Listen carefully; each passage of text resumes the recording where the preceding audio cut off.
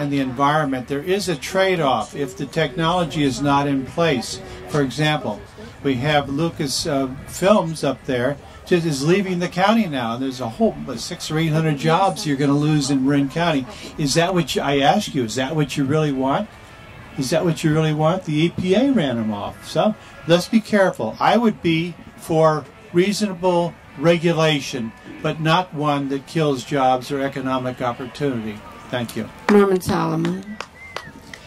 If we're going to move congressional action on the environment, and that, for that matter, on other imperative issues, in the directions that we desperately need, then I think we're going to need an attitude adjustment for those who we send to Washington. Rather than, say, working your way up the ladder from Sacramento to Washington, the notion that, you know, I've done all these things and now let me do things some more. The real understanding of social change is that it's not a Lone Ranger activity. Is it a coincidence that we got landmark legislation like the National Environmental Policy Act, NEPA, such a profound new law in 1971, the year after the first Earth Day?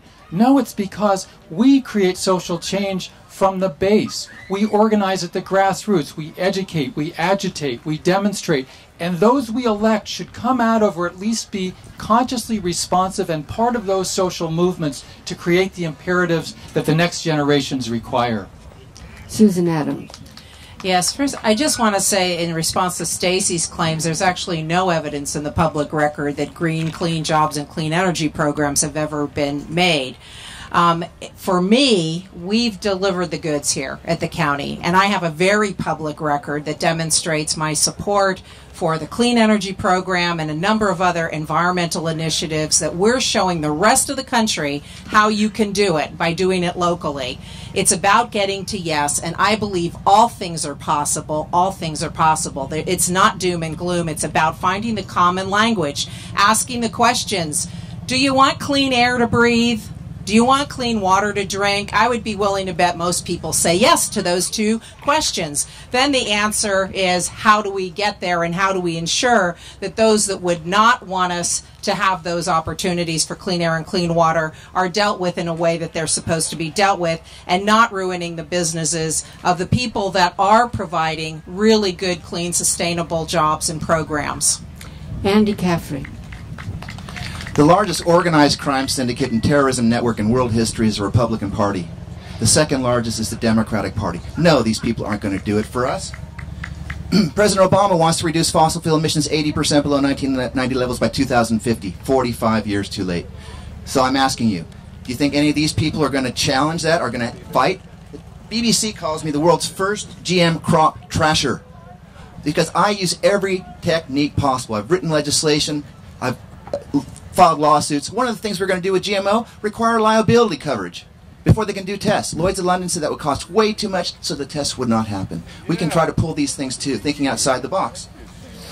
I also coined the meme climate crisis, and it was a reaction to Al Gore being sent over to gut Kyoto by Bill Clinton. This is a crisis. We have to deal with it as a crisis, and that means we have to do things we never have done before. So that's what you have to go through in your head. Think, well, can we just go with a status quo candidate, or do we really have to do something different we haven't done before?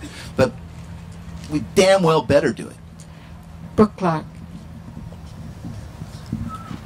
Again, you know, what can be changed, to me, means how do we get people in Washington that will make the changes? And my webpage, N2 Party Government, goes into this. It's really a problem. The other thing that the candidates up here are talking about is looking forward. You know, what can we do? And I say we have to also look backward. A lot of the problems we have are because of laws that are already on the books. And if you leave them there, there's no hope. One case in point is the prisons. There's a lot of people in prisons now because of laws that were passed in 1990, tough on crime, 3 strikes you're out, things like that. So now the U.S. is the #1 country in the world with people in prisons. We have twice as many people per 100,000 as Denmark, and 20 times other Scandinavian countries. It's a national disaster. And it costs a lot of money in lives and in people, you know, dollars in people's lives. So that's an example of things that are already on the books that are messing us up today. The problems we have today aren't caused by the weather. They're caused by laws that Congress has passed. Thank you. Have fun.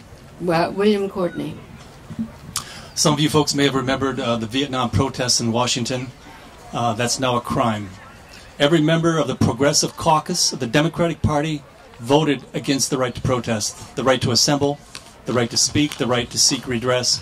They know things we don't know. No lie can live forever. If you go to Loose Change, 9/11 in plain sight, tell me if you think that Flight 77 parked in the Pentagon. I'm double boarded in forensics. I was putting my tie on to go to federal court that morning, watched the plane park there, horrified. Took me a long time to kind of really want to believe that it was anything other than a foreign threat. Obviously, it's a threat that dropped the third building, and we have a tape where the person said they decided to pull it. How do you set up a pull in a couple hours? There's a lot of planning that went into that, and that really creates the terror that has lost all of our civil liberties. This is the National Defense Authorization Act. December 31st, New Year's Eve. Read it. The candidates are going to make closing statements now. For the sake of people who aren't here, I want you to know that this debate and another one that took place last week will be available online, either at the website of the League of Women Voters, the Community Media Center of Marin, or smartvoter.org. All right, we'll reverse the order, and the first to make a closing statement will be Norman Solomon. Thank you. I appreciate the chance for us to all talk together. I may have some aptitude to speak, but it doesn't include summarizing 44 years of environmental and social justice work in 60 seconds. So I just want to ask you to go to our website, solomonforcongress.com, and you'll get a lot of details on my background, my work, and the program. The reality is that we're facing profound ecological crises. And the usual way of doing it, I think we sense and know, and sometimes we're outraged by the fact that the direction we're going in is totally wrong in terms of what's happening with the planet and the destruction that's taking place in so many ways. The ameliorative reforms that we can point to have mitigated, but overall, from a planetary standpoint, the toxins, climate change most profoundly, this is unacceptable for the next generations. As I like to say, I have my feet on the ground and my eyes on our ideals. I think both are necessary, and I think I bring to this race a unique capacity to combine the practical and the visionary. Thanks very much, and please visit on the site solomonforcongress.com. Thank you very much. Daniel Roberts. Yes, again, thanks for coming out and listening to us. So a little bit about myself. We probably haven't met before, but I'm a 40-year resident of the district. I was involved in 1980 with Barry Hibben cleaning up the Richardson Bay, trying to make sense out of the houseboat mess down there, which was polluting the bay. Cleaned up the Belloc Lagoon about 20 years ago. I see they're doing it again shortly. So helped clean up the Audubon house in Tiburon recently. So I don't come late to this party, and I just didn't move into the neighborhood. Being a resident 40 years, raising 3 boys, partly as a single parent. So I know the pressures on the family and the pressures on running a small business, the pressures on the business. I'm running an economic recovery and jobs program. Dan Roberts, FOR, danrobertsforcongress.com. My message is different than the other messages here today, but I give you a choice. Thank you. Tiffany Renee. Thank you. As Petaluma Vice Mayor, I am someone that can go to D.C., having 20-plus years of experience working in my community, going back even farther, fighting for the environment. My parents were environmental activists. We fought against the Rancho Seco and many other issues in the Sacramento area. I have experience, and it takes experience to be able to go to D.C. and get the work done. And I have the education. I have a bachelor's in women's studies with a focus in science. I'm very interested in ensuring that the next generation has good science, technology, engineering, and math education behind them. This is what's going to make sure that our environmental policies stick. And I have a master's degree. I helped to form the Integral Ecology Focus at California Institute of Integral Studies. I'm a systems thinker. I think globally, and that's what we need in D.C. at this time. Tiffany Renee for Congress.com. Thank you. Stacy Lawson. John Llewellyn. Oh, John Llewellyn. Thank you. It's, I can count on the candidates to keep me honest. Yes, my friends.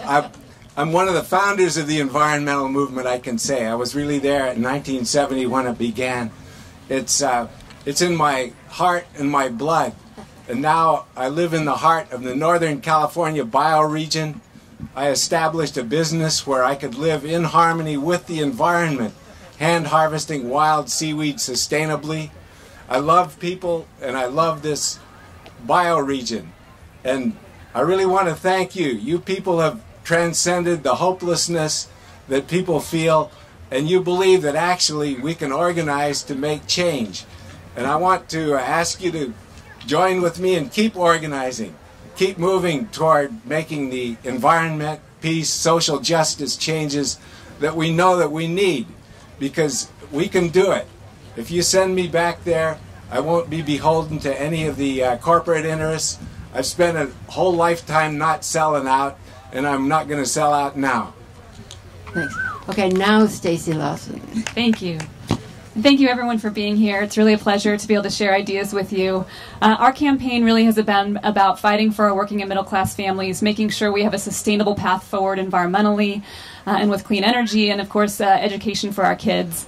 And as part of that, I have a 20-year background both in economic development but also in education. So with the Center for Entrepreneurship and Technology, which I co-founded, we're involved in social justice and economic justice and charting a clean energy future.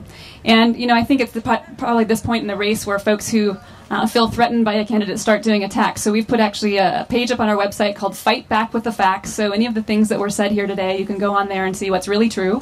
And I guess the last thing I'd say is I was approached by one of the folks in the audience who's a supporter of one of my opponents, and she came up to me and she said, "I hate you." And the first thing I thought was, you know, I love you, and I don't even know you. But this may be what's wrong with our politics, that somehow we've gotten so divided that we forget that love is actually the thing that brings us together.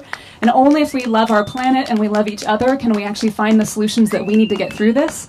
So I hope to be a candidate that represents that love, and I will love all of you. Thank you. Jared Huffman. Well, amen to that. And I just want to say, again, I'm Jared Huffman, and I think that a 2-decade career of fighting for our environment as an environmental attorney in local government, as a state legislator, getting things done, getting results done, I think that matters. Because this is a serious decision. This is about who's going to represent you in Congress, potentially for a number of years, folks. And it's not about who can turn the best phrase or come up with the most interesting theatrics in these forums. It's about who is the real deal. And I promise you, if you go to my website, jaredhuffman.com, and look under the environment, it's not going to be a very close call. You're going to see dozens of serious environmental bills that I have authored and passed. You're going to see a background that shows you that these are core values for me. You're going to see dozens of environmental awards that I've gotten for my legislative leadership. It's more than just the fact that every environmental group, including the Sierra Club, has endorsed me in this race. It's the fact that this is in many ways my life's calling. I want to take it to the federal level and represent you there, and I appreciate sharing this afternoon with you. Michael Halliwell. I took a pass on the carbon dioxide question because I felt that carbon dioxide is the least dangerous pollutant there is. We all exhale carbon dioxide. The planetary system for recycling carbon dioxide is the rain causes carbonic acid to form. It gets into the oceans, combines with dissolved minerals, and becomes carbonate rock. You close the loop, and that is, in fact, a lot better than nuclear radioactive isotopes, a lot better than oil spills, a lot better than most of the other alternatives. What the Republican Party that I believe in is for decentralization of power. That's what Teddy Roosevelt stood for.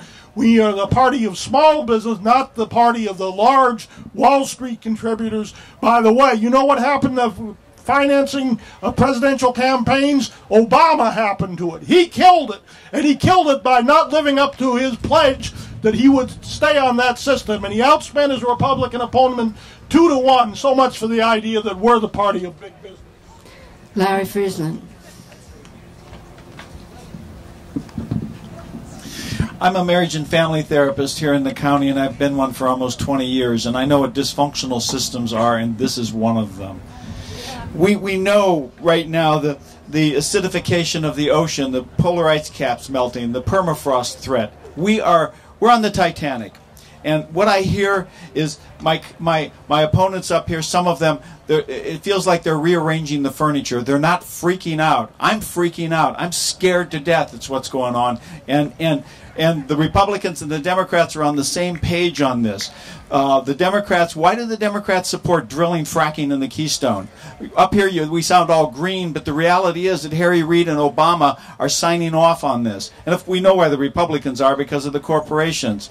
It's the unions. It's the special interests. And I'm going there to not take any money. I get to stand up and not spend 20 to 30 hours a week dialing for dollars. I get to work.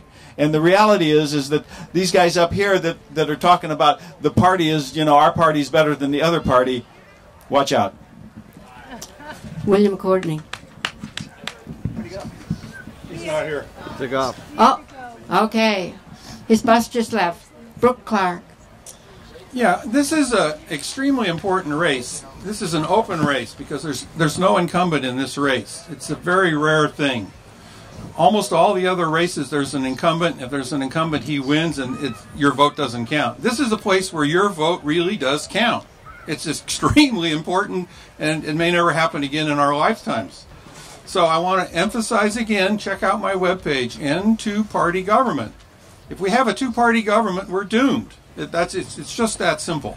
There's no other answer to that. I was born in San Francisco. I've lived in California all my life. I'm a multi-generation California person.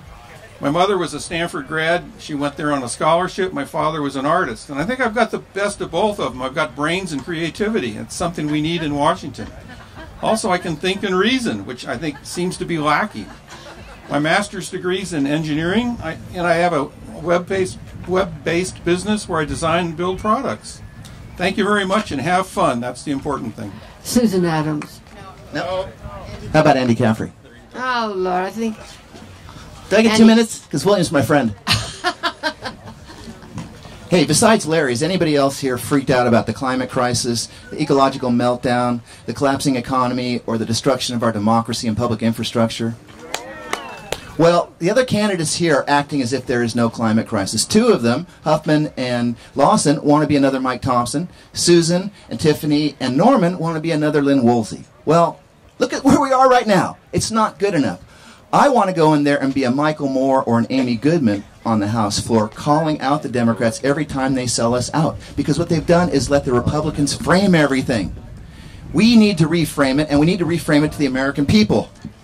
In fact, I have a new meme. Green climate deniers, the ones who acknowledge that there is a climate crisis, but don't act as if there was one. They don't have politics that are one. If Jerry can only offer a defense at this point, it's all over. So I would suggest to you that if these other candidates win, it's over. I'm the only one. If you don't see the problem, you're not going to find a solution. I'm the only one who's done the math, has worked on it for 30 years, and can fight for the solutions. Okay, sorry. Susan Adams. Well, those are easy claims to make, Andy, but those of us that know what it takes to get that extra vote, to get a policy over the finish line, have the experience. Also, I would just say to Stacy that truth-telling is important, and we need to have verifiable facts about claims that are made. And I have a very public record. I have the experience that money can't buy. 33 years as a nurse, as an educator, I'm a mother and a grandmother and a healer, and I brought that vision with me to 10 years of local government, being on the forefront of some very exciting and innovative local government issues related to clean energy, removing plastics, GMO elimination for our agricultural programs, integrated pest management programs. I have delivered the goods, and I'll continue to do that. I'd also like to add that with less than 17% of our elected body being women in Congress, that may be part of the problem. That we need a little more gender balance there so that women can deal with family issues and the earth. I want you to visit my website, susanadamsforcongress.com, and I hope you'll vote for me. Okay, that ends the forum. Thanks to Trish Hibben, our timekeeper, and thanks for the candidates for their excellent participation. Thank you to the candidates. Thank you for all attending this forum. Get out and vote. Happy Earth Day. Once we take down the stage, we will be having our final band perform, and that will be the Earth Day All-Stars. So stick around.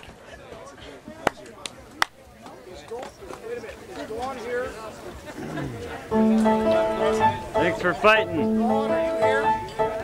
¿Quién ha visto una lechuga traicionando a otra lechuga? ¿Quién ha visto una tortuga estirándose una arruga? Una mosca terrorista, una rana paranoica, una vaca armamentista. ¿Quién ha visto? Una perra legionaria, una planta hiperactiva. Una rata millonaria, un camello desalmado. Just a quick, not longer than a minute. Un arbusto acomplejado. So what's your question? Who won? Who won? My question, which I put up to them, Okay. is We're going to be doing a gonna few wait for a things, second few for fun the things sound. here, and then we're going to have our All-Stars band to finish up a beautiful Earth Day celebration. Thank you guys so much for being part of it. So before we get to hear from Don Weiss, who is the amazing director of Marin Clean Energy, we are going to get a report back on the Earth Day volunteering that happened today. So many people were involved today, and I want you to hear all about it from Greg from Marin County Parks. I would love to hear what you say, but... And Suzanne Whelan from Marin Municipal Water District. So Suzanne wanted to say a few words before I tell you the results. They're great. All right. Thank you all for coming out and celebrating Earth Day. It is a big celebration. We pretty much celebrate